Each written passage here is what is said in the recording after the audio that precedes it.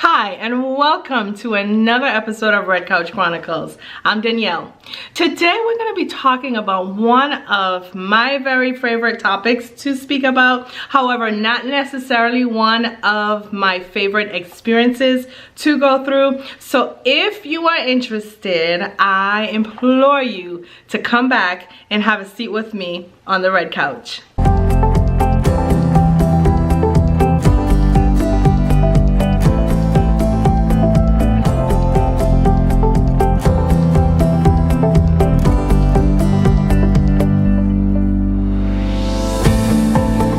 Welcome back to Red Couch Chronicles. This is Danielle.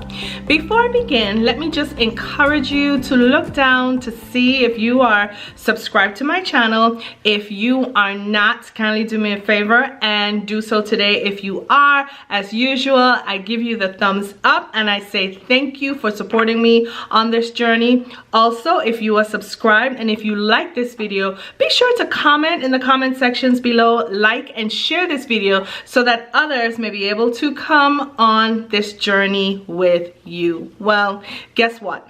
We are now in the holiday season, and for many reasons the holiday season is one of my favorite seasons.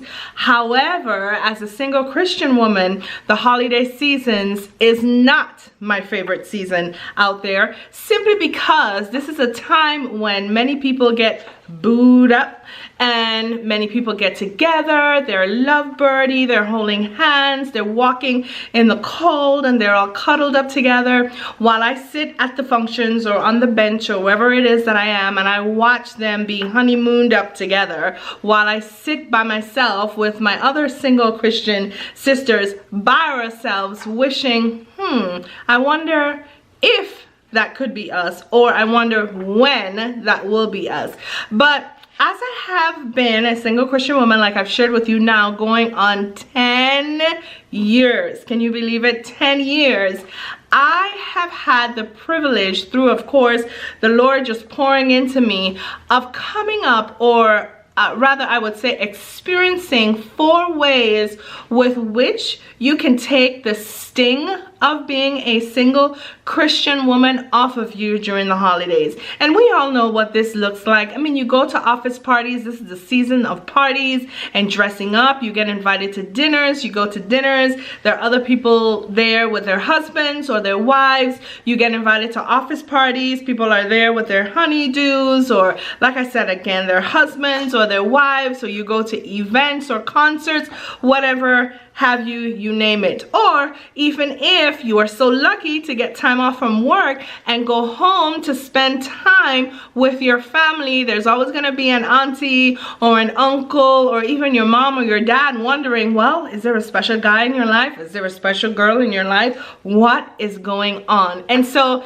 today I'm going to share with you one way. This is going to be a 4-part series. So today I'm going to share with you one way in which you can help to take the sting off of being single for the holidays. And that one way, like I have shared with you on many times before, is having a very tight circle of accountability. Now, one of the things I am very thankful for is that when we were growing up, my mother made sure that my brother Michael and I always watched nature shows. And for me, one of the most how can I say, interesting part of the nature shows, or the shows that I like to watch the most rather, were the ones where they showed animals out on the African plains, or in the fields, in the grass, your zebras, your buffalo, your deer, your antelope. And when they would show these lions or tigers stalking these animals to kill them, of course, because they had to eat. But one of the things I noticed throughout the years is that when I was growing up is that the lion or the tigers or even the bears, which I know is on another continent, and I just had to see what I did there, lion, tigers, and bears, oh my. But anyway, what they would do is they would seek out either the old of the animals or oldest of the animals, the weakest of the animals, or the animals who for some reason had strayed away from the pack. And so once you were either too old, once you were either too young, once you had strayed away, you then became prey for these lions or tigers to attack you. And so the same thing it is with walking that single walk. We all know that we desire to be married. This is the premise that I'm starting with. We're not dating. We're not, changing boyfriends every season that, comes and goes. That's not what we're about. That's not what I'm about. This is not what I'm teaching you. But we always begin with the end in mind, and that end in mind is marriage. And if you having that desire to be married, let's say, were to venture out there without a layer of accountability, then guess what? You have just placed yourself in the open for all the lions and bears and tigers that would seek to take advantage of you, because one, an uncovered woman is very easy to be spotted, and two, desperation shows. And so one of the ways to combat that is to always, wherever you are, wherever you go, whatever you are doing, is to seek the accountability of like-minded women. So for me, for example, I don't go anywhere alone. If I'm not with my children, say we're running errands or whatever the case might be, if I'm going out for an outing, I'm either out with my best friend Valerie, or I'm out with a few other close friends who I keep near and dear to me, and I'm out with them. If I'm going to a function or I get invited out, for example, to meet someone there, guess what? Someone always knows where I am. Someone always knows when I've left the house. Someone always knows when I reach. And going backwards, I should say, someone always knows when I'm leaving the venue, when I'm getting in my car, when I'm getting home. There is no one moment that I am uncovered. There is no one moment that I am not going to hold myself accountable, not necessarily to an authority, but someone who is of like mind. And so I would like to encourage you this holiday season, because I know, and I will be very transparent to tell you this, I consider myself walking this walk now for the past 10 years as very strong in it. I consider myself not easily swayed.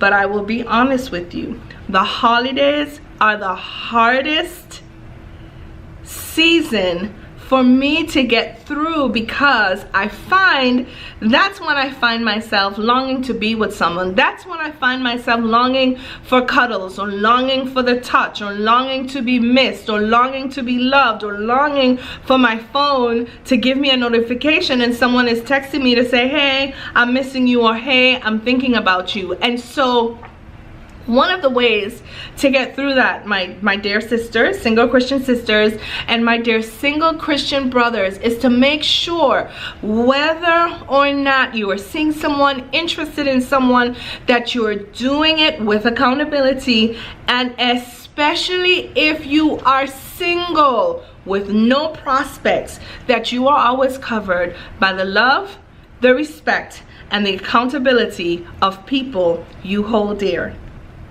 The next time we meet, we're going to talk about service and how through helping others, you will thereby be able to take that thought, oh, I'm single, oh, I'm lonely, I don't know what to do, why am I by myself, out of your mind when you're helping others. So until next time, I'm Danielle. I thank you for tuning in. Like I said before, please do not forget to like, share, and subscribe, and I look forward until the next time we will be together. And until then, be well. Bye bye now.